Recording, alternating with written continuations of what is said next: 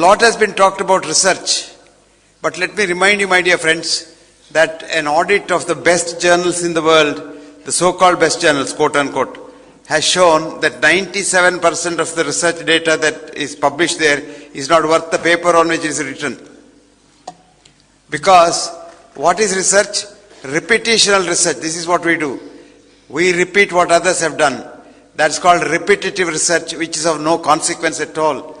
Because it is Karl Popper, a great thinker, a professor of science philosophy in the London School of Economics in the 50s, wrote one very important sentence. In Hindi it is called Kahavat. He said, knowledge advances not by repeating known things, but by refuting false dogmas.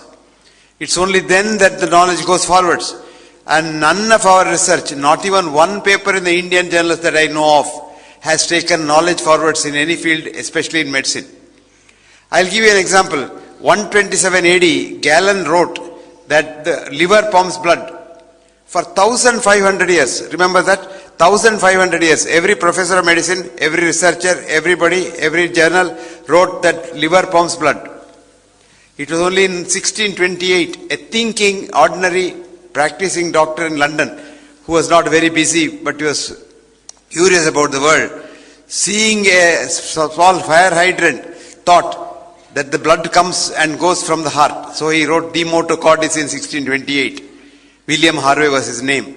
And for writing that, he was to be killed. Because if you oppose the great people in those days, you were either killed, poisoned, or sent into the mental hospital as a madman. So Harvey was to be killed. So some of his friends said, run for your life. So he ran out at darkness and walked up to Calais and took the boat, went to France, and was hiding in Germany for 1 full year. When the king called him back and said, look, your ideas are accepted, come back. Those days, you don't get an honorary degree or PhD from the governor. You get the king's accepting it. Then it becomes what is called thesis. Thesis is the pedestal on which the theory is kept. Hypothesis is something which cannot be kept up, so it is kept down under there. So the hypothesis becomes a thesis when the king accepts it. So the king accepted that, and William Harvey's De Motu Cordis, heart pumps blood. It took 1500 years. In any area, Ptolemy in the 2nd century said sun goes around the earth. And for 5 centuries, every scientist said sun goes around the earth. It was only Copernicus in the 7th century who came and said no, earth goes around the sun. So it took 500 years for knowledge to go forwards. So I want you youngsters who have now got, really charged with all your enthusiasm to do research which refutes false dogmas in medicine, of which there are plenty. Actually, medicine is full of false dogmas. Demolish them one by one. Then people will be happy. Actually, it was in the year 2002, I was invited for a convocation address in the White Memorial Center of the University of California in Los Angeles, where I introduced a concept called medical humanism. What we need is humanism. Anything that you do should have some comfort for the other human being. That's called the real art of medicine. You know what art is? Art is making another man's day. So, art of medicine is making somebody comfortable, and that's the real humanism of medicine. So whatever is your degree, whatever is your encomiums, whatever are your achievements, see that the suffering humanity which needs your help gets what it wants. You don't know when you are well what you want. When you are ill, you want your doctor to be a god. You want your doctor to be the best human being that you have. And then, if you are ill, you know you want a good doctor. But when someone else is ill, you have to be a good doctor if you really want to reciprocate that feeling. That's called medical humanism, a word which Comte in France introduced for business humanism. Humanism in business, humanism in medicine, humanism in science. Today what has happened is, science has also lost its character. Science is actually inquiry. But today science has become a business. Science has become a religion. And science is so dogmatic, more dogmatic than religion. And today science has got so many myths which have to be demolished. Now let me say what research you have to do. Find out you have a problem. Every day you have a problem on the bedside. If you have a problem on the bedside, try to go as far away from the bed as you can to get an answer. That is called true research. And this is the only way we can take knowledge forwards in this area.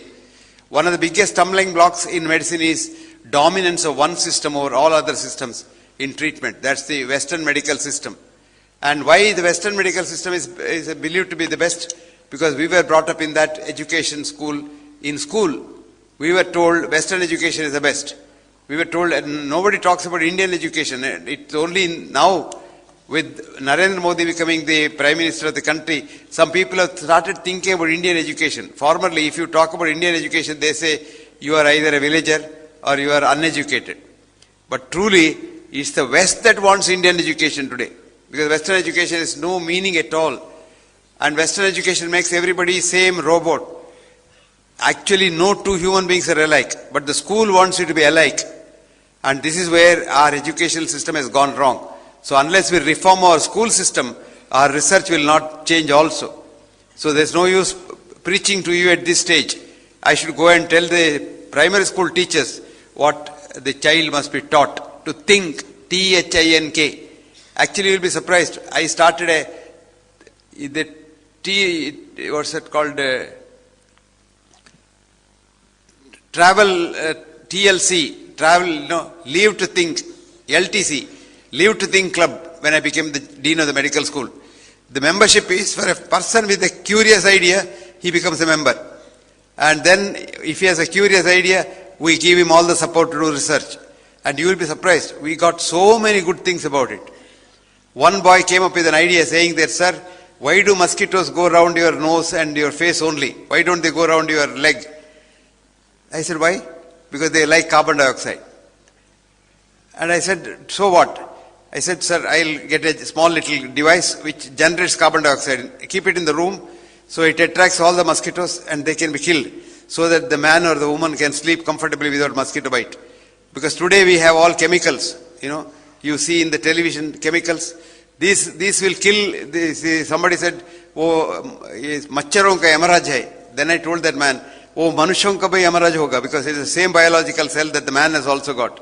So they are as bad, but this is a great idea. This carbon dioxide is a great idea. Then he also said, sir, this neem oil repels mosquitoes. I said, how do you know? Let's do some research. So we had rats, 2 sets of rats, shaved them clean and put them in the cages with a lot of mosquitoes. One of them we smeared with neem oil, and you would be surprised, there is not a single mosquito bite on the neem oil mosquitoes. So these ideas come when you only allow people to think. If you don't allow them to think and think like anything else and what is in the book, vomit it out and mug it up and then get the first rank. Then we say, oh, he's a great boy, he's first rank, he's second rank, he's gold medalist, he's this, he's that. Congratulations. But then it's only mediocrity. You are competing with others. Real excellence comes when you compete with yourself. You must try to be better tomorrow than what you are today. That's called excellence. Mediocrity is competing with others. I am first in the class. If you are first in your class, you may be last in the whole country. So it doesn't mean anything. It's only mediocrity. So we are only encouraging mediocrity in this country now.